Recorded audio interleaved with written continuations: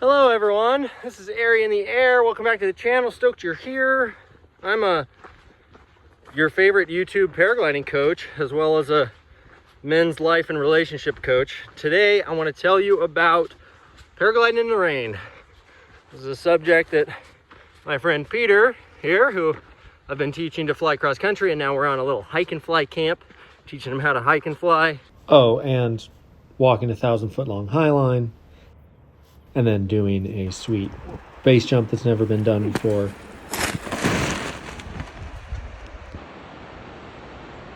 All in a day's work. And he asked about flying in the rain. As you can see, it's kind of overcast today, and there is a chance of rain. It was raining when we drove in here. The ground was kind of wet. So he's asked me a question about flying in the rain. So I want to give you all the beta about flying in the rain. There's a number of hazards associated with paragliding in the rain, and I'm going to cover most of them. So to begin with the most obvious, the ground is wet and muddy and can be slick. The rocks can be slick. You get your glider dirty, you get your glider muddy. Also, if you're flying through active rain, or should be noted fog, also really moist coastal air, as you fly, your glider will get wet. I have flown through a lot of rain, and I've flown with a glider that was very wet, and I have never experienced anything funky, but I have heard stories of really saturated gliders basically coming out of trim. Mostly the stories I've heard are that the glider is easy to stall and that it doesn't want to come out of stall, which is a pretty big problem. So in general, you want a in trim, modern, in good shape paraglider that's not soaking wet. That's pretty obvious. Also your harness and your parachute and all the shit, like, it's just not super good to get it really wet.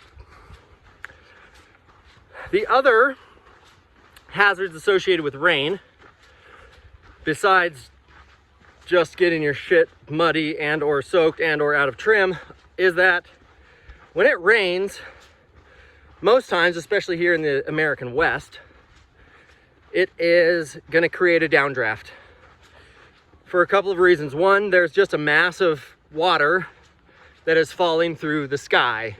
And so like on a cool spring day like today, if it rains, I can just expect that it's going to be a mostly sinking air mass, okay? The extreme version of that, I guess to caveat just briefly, there are times where on the coast, you could be flying in the rain in lift. There are times when you're flying cross country where it can rain on you and you can be in lift. Those are the exceptions to the rule. The most dangerous part of flying in the rain, the thing that should be considered the most, is what's referred to as a gust front.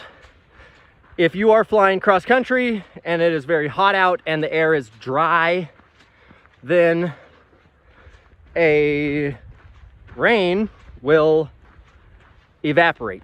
Basically, if the air is hot and dry and it starts to rain, that rain is going to evaporate really quickly. And just as we've talked about in the Cloud Suck 101 and cloud flying video, we know that evaporation is endothermic. It takes energy. So when just like your sweat makes you cool, when the rain evaporates in the sky, it cools the air mass dramatically. Cool air is heavier than warm air, and especially if it's a big cross-country day in the middle of the summer, that cooled, heavy air is gonna sink like a rock. You can imagine that it's like an Olympic-sized swimming pool that gets cut open at the bottom, and all of that cold air is gonna spill out, and it's going to create enormous sink, likely turbulent sink. Like we're talking 15 meters a second down. And then that cold air is going to hit the ground and it's going to spread out in all directions all at once. So the problem with a gust front is that it can turn the meteorological wind around 180 degrees in 2 minutes, and it can gust to 45 miles an hour. You're familiar with this likely if you've ever been around a thunderstorm, and before before the storm gets to you, you'll feel a gust front. You'll feel really punchy, strong wind on the ground. That's a gust front. That's that cold air rushing to the ground, and it hits the ground and it spills out in every direction, and it basically makes a tidal wave of this really cold, dense air. So the biggest risk of flying in the rain is when it's hot and dry out and it creates a gust front. A gust front can be 50 miles an hour wind that's opposite direction of the meteorological wind. It can create huge turbulence, it can create huge shear, it can create huge changes in the direction of the wind.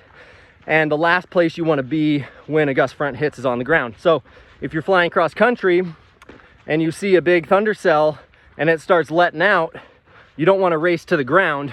You really want to like stay up in the air, let the gust front pass. But in general, you really want to avoid overdeveloping conditions when you're flying cross country. And in general, in paragliding, you want to avoid the rain. You want to avoid getting your equipment wet. You want to avoid flying through downdrafts. All that stuff is pretty obvious, but also just as a good thing to know, as with everything in paragliding, you need to be patient and you don't want to panic. If you find yourself flying through a little bit of rain, don't panic, don't freak out.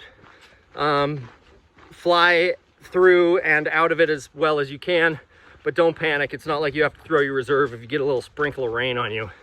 Any experienced cross-country pilot has flown through Virga, has flown through rain. They've probably had hail hit them. They've probably had snowflakes hit them. All that shit is not that uncommon. So keep it together in the sky. Fly in good, flyable conditions. Avoid rain. Keep it lit. Thanks for watching. See you on the next episode.